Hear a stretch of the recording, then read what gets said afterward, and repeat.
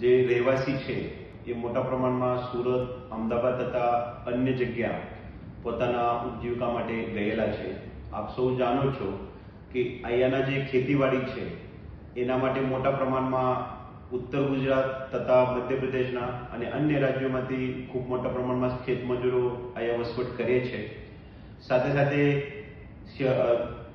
જિલ્લાના દક્ષિણ બાજુમાં જે ઇન્ડસ્ટ્રીયલ વિસ્તાર છે એમાં પણ બહારના રાજ્યના મોટા પ્રકારના મજૂરો ઉપલબ્ધ છે.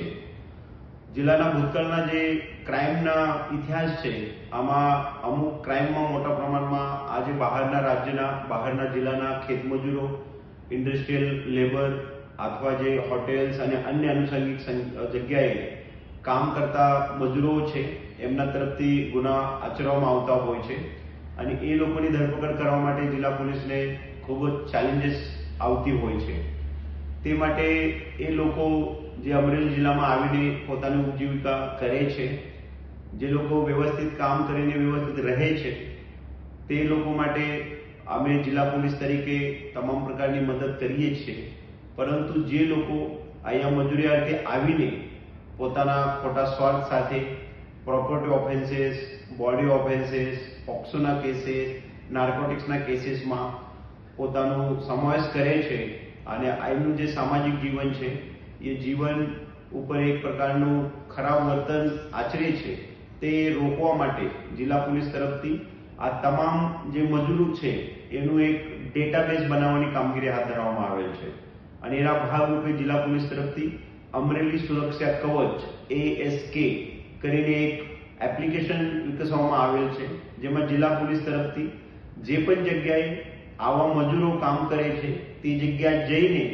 આ મજૂરોનું એક ડિજિટલ રેકોર્ડ તૈયાર કરવાની કામગીરી હાથ ધરવામાં આવેલ છે, જેમાં આ મજૂર મૂળ ક્યાંના છે, એના પરિવારમાં કોણ છે,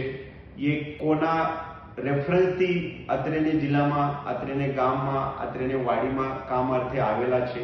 એના બેન્કિંગ ડિટેલ્સ શું છે, એના આધાર કાર્ડ ક્યાં છે, લાયસન્સ કઈ છે, પેન કાર્ડ કઈ છે, એનું મૂળ વતન, મૂળ ગામ કઈ છે, ત્યાંના સરપંચશ્રી કોણ છે, ત્યાંનું એનું પોલીસ સ્ટેશન કઈ લાગે છે, એનું ભૂતકાળમાં કઈ ગુનાહિત ઇતિહાસ છે કે કેમ, એના પરિવારના અન્ય સભ્ય કોણ છે, એના પાસે વાહનોની વિગત શું છે, એના ફોટોગ્રાફ્સ, એની અન્ય પ્રક્રિયા, એ તમામ બાબતે જિલ્લા પોલીસે દરેક સ્થળ જગ્યા જઈને અમારી અલગ અલગ ટીમો બનાવેલી છે. એ ટીમો સ્થળ જગ્યા જઈને એ માલિકના વાડી ઉપર જઈને, માલિકના જે દુકાન છે, જે ઇન્ડસ્ટ્રી છે ત્યાં જઈને આ લોકોની ચકાસણી કરશે. સાથે સાથે આ લોકો પાસેથી આ તમામ પ્રકારનું માહિતી પણ ભેગા કરશે. એ પ્રોજેક્ટ શરૂ કરવાથી આપણા પાસે જિલ્લામાં તમામ જગ્યાએ કેટલી બહારની મજૂરોની સંખ્યા છે, સાથે સાથે આ લોકો કઈ વિસ્તારથી આવે છે, કેવા પ્રકારના કામમાં જોડાયેલ છે, એ લોકોની સોશિયલ સ્ટેટસ, ફાઇનાન્શિયલ સ્ટેટસ, એ લોકોની કઈ ગુનાહિત ઇતિહાસ છે કે કેમ, તે બાબતે સર્વે માહિતી જિલ્લા પોલીસને જસ્ટ એક માઉસના ક્લિક ઉપર ઉપલબ્ધ થશે. આ પ્રોજેક્ટ સતત ઓનગોઈંગ પ્રક્રિયા છે, પરંતુ જ્યારે પણ આપણા પાસે એક સારો એવું ડેટા કલેક્શન થશે ત્યારે આ જે પણ આ ગુનાહિત કામમાં ભાગ લેવાવાળા લોકો છે એમના ફોટોગ્રાફ્સ, એમની તમામ માહિતી આપણા પાસે હોવાના કારણે જસ્ટ એક ક્લિક ઉપર આપણે આ લોકોનું તમામ પ્રકારનું ડેટા જોઈ શકીએ છીએ. આ લોકોની ધરપકડ કરવા માટે, ગુનાના ડિટેક્શન માટે અને આપણા વિસ્તારમાં જે પણ લોકો મૂળ માલિકો છે, એના સગા છે, પરિવારના લોકો અહીંયા ગામડે ઇન્ડસ્ટ્રીમાં રહે છે, એના જીવિત અને એના સંપત્તિને જે નુકસાન છે એ નુકસાન અટકાવવા સારું આ પ્રોજેક્ટ થકી જિલ્લા પોલીસને અને અમરેલી જિલ્લાના રહેવાસીને ખૂબ જ મદદ થશે એવું અમારું માનવું છે. સાથે સાથે મારે જિલ્લા પોલીસના અને જિલ્લાના તમામ રહેવાસીઓની પાસેથી એ આવેદન પણ છે, એ અપીલ પણ છે કે આપણા પાસે જ્યારે પણ જિલ્લા પોલીસની ટીમ આ માહિતી લેવા માટે આવે ત્યારે આ ટીમને સર્વ પ્રકારે આપ મદદ કરજો. જે પણ ગામમાં, જે પણ જગ્યા ઉપર આ મજૂરો રહે છે તે મજૂરોને રજીસ્ટ્રેશન આપણને કરવું હોય તો તમારા લોકલ પોલીસ સ્ટેશન અથવા અમારા જિલ્લા પોલીસ કંટ્રોલ રૂમના આપ સંપર્ક કરશો. એ જગ્યાએ અમારી ટીમ આવીને તે જગ્યાએ આ લોકોની રજીસ્ટ્રેશન કરશે. રજીસ્ટ્રેશન વખતે જે ખેત માલિક છે અથવા ઇન્ડસ્ટ્રીના માલિક છે, દુકાનના માલિક છે, એ લોકોએ અમુક કાગળો, ડોક્યુમેન્ટ જે છે એ રેડી રાખવાના રહે છે. સાથે સાથે જે લેબર છે એમના પાસે જે મજૂર છે એ મજૂરોની સમગ્ર માહિતી, સચોટ માહિતી રેડી રાખવું જોઈએ. સાથે સાથે આ મજૂરોના ડેટા જે છે, આધાર કાર્ડ છે, બેંકના ડિટેલ છે, મોબાઈલ નંબરના ડિટેલ છે, ફોટો છે અથવા અન્ય એના મૂળ ગામની વિગત છે, એ માહિતી પણ તમે રેડી રાખશો તો એ કામ તાત્કાલિક પૂરું થશે. જે તે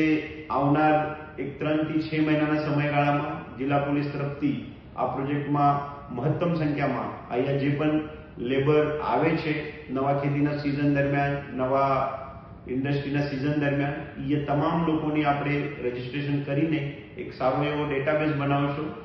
એ તમામ પબ્લિક પાસેથી પણ અમારી એવી અપેક્ષા છે જ્યારે પણ તમારા ઘરનું લેબર બદલાય છે, મજૂર બદલાય છે, ત્યારે આપ લોકલ પોલીસ સ્ટેશનને, જિલ્લા પોલીસ કંટ્રોલ રૂમને આ બાબતની અવશ્ય જાણ કરો. જિલ્લા પોલીસ ત્યાં આવીને આપણા જે પણ મજૂર છે, જે પણ આપણા ત્યાં કારાગીર છે, એની સર્વ પ્રકારની સચોટ માહિતી અમારા આ એપ્લિકેશન થ્રુ